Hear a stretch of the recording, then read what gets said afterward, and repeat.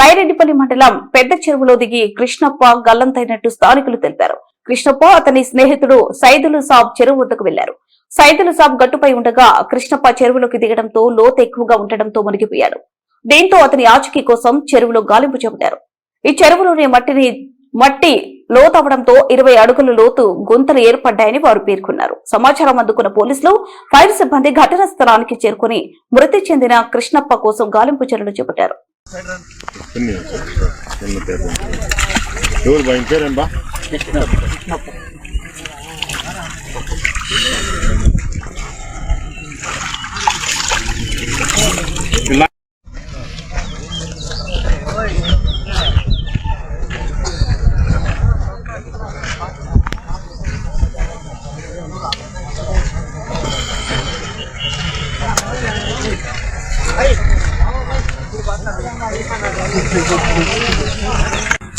సుమారుగా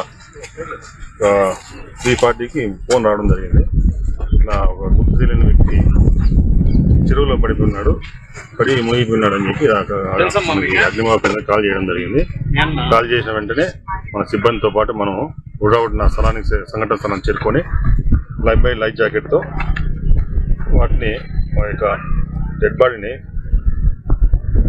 బయటికి తీసి వాళ్ళకి సంబంధించిన వ్యక్తులకి ప్లస్ పోలీస్ డిపార్ట్మెంట్ వరకు అప్పచెప్పడం జరిగింది. దీంట్లో ప్రధానంగా అతని డీటెయిల్స్ మనకి తెలియాల్సి ఉంటుంది.